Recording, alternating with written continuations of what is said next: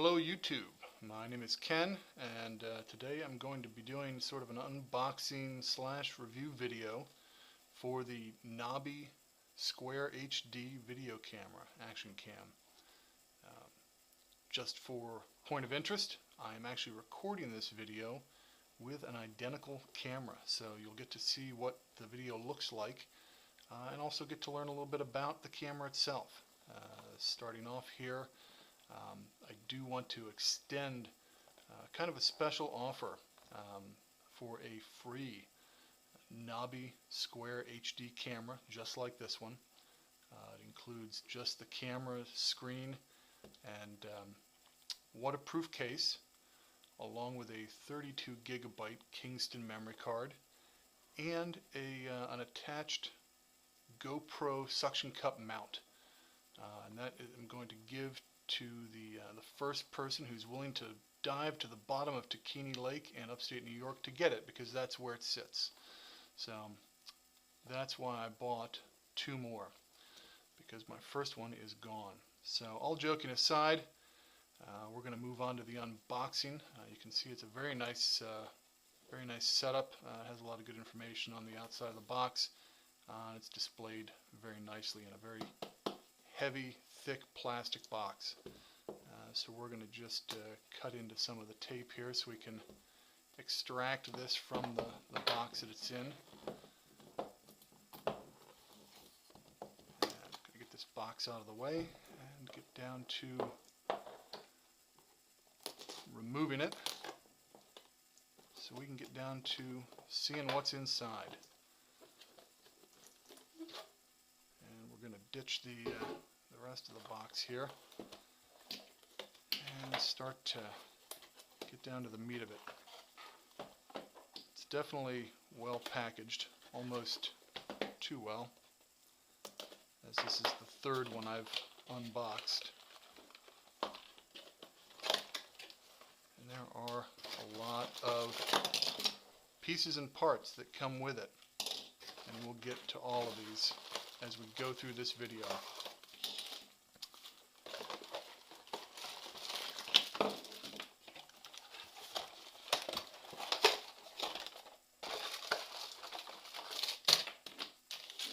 Everything is really well attached here. It's all threaded to the box, so there's no losing anything. Nothing can get stolen very easily here. There's your waterproof case.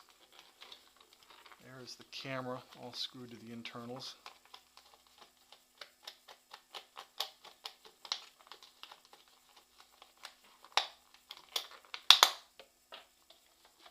And the most difficult part is probably these two units here,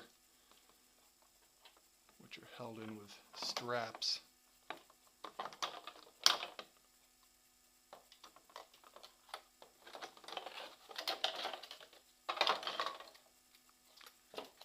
This is your little video screen that attaches to the back of the camera, and it even has a little screen protector on it that you can take off. That's just for packaging purposes. And then, of course, the remote control. So, let's get all the packaging out of the way and get down to seeing what we've got here. First, starting off, you've got the camera, which is a nice compact little unit, very similar to the GoPro in size, maybe a little bit bigger, but certainly not an appreciable size difference. The back comes off of the camera, and that's where you put the battery in. Snaps in pretty easily. Put the back on the camera, and now we have the back screen, which you've got a connector here and a little latch on that side as well, and that on both sides just snaps on. To remove it, you have to push in this button here, and the whole thing can pop off. You can use it with or without that screen. I like using it with the screen, but it does take a little bit more battery power. There's also another little screen protector here, so I'll take that off. The unit fits very nicely inside the waterproof case. You can see it's got a nice heavy seal around it, heavy duty hinge, and it's a two-piece construction with a door. Has two external buttons, one for recording, one for taking pictures. So if you're going to use this case, you need to turn it on before you put it in the case and close the case. And that is how big the unit is with the case on. It's about almost 3 inches thick and about 3.5 inch wide across the back, so that gives you an idea of size. It comes with an AC power adapter, comes with a USB cable, micro USB cable for plugging into your computer for downloading your pictures and video, and it also comes with a media cable, component video cable. You can hook it into your TV, and if you're on vacation or something like that, you can go into the hotel or resort, wherever you're at, plug it into the TV and watch your videos, pictures from the day. The unit also comes with several adhesive mounts. You can see you've got a couple here that are curved, and it also comes with a couple of flat ones. The other flat one is attached to this mount that comes with it, which basically is a quick release mount. This threads into the bottom of either the camera or the case, the waterproof case, and then you have this little safety tab you pull out, which allows you to do a quick release on one of those adhesive pads. Similar, very similar to the GoPro, but not compatible with the GoPro. What is compatible with the GoPro on this camera is this part of the mount right here, where you have the threaded piece that goes on there, and this will actually fit into the fingers of a GoPro mount, or any of them will fit into the fingers of a GoPro mount, which is nice because it gives you much more choices for mounting and use. What I will tell you is that the thread on the GoPro mount for the screws is identical in diameter, pitch, and length, so they are compatible. What you'll find though is that the GoPro mount is a tight mount with this piece, or with the piece that goes on the back, which is actually not a bad thing. I'd rather it be a little tight than a little loose. This piece here is just a mount for the camera when you're using it without the waterproof housing. This literally just mounts to the bottom of the camera like that, and then this mount can be mounted to either this mount or a GoPro mount or whatever you have that it fits to, or you can use just the regular threaded piece on the bottom to thread to a tripod or similar type device, compatible type device. Also you have this comes with an extra piece here for mounting, and comes with a remote control. The red button here turns the video on and on. The middle gray button turns the camera on. If you have it in single shot mode, pushing that button once will take one photo. If you have it in multi-shot mode, such as 3 shots like a burst, one push will take 3 shots. If you have it in continuous mode, push that once and it'll just continue to take photos. Whether you're in continuous photo mode or video mode, pressing the gray button actually stops it. So that's kind of nice to have that piece. And you can see that although it doesn't come with the unit, you can put a strap through these pieces here to strap it to your arm, whatever you want, or it also comes with this little clip here, which you can see you've got fits right on here. And now I've got a nice little clip that I can clip it to my sleeve or my shirt or my pocket, and it'll be convenient for me. The only downside to this little remote is that it is not also waterproof on its own. So if you're out in the water, and this thing goes in the water, you're probably going to destroy it. So that's just a good thing to know, but it is nice that it has it. This is about a $75 option if you go with a GoPro camera. It also has a nice little rubber lens cap that can be hooked to this little hole on the side of the camera, and it just kind of sticks in place.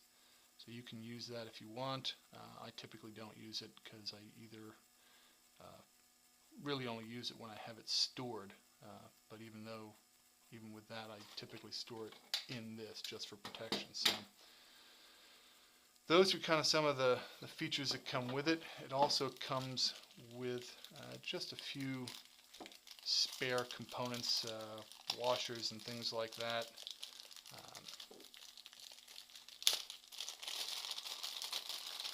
Comes with a piece of Velcro that you can also use on the back of the remote.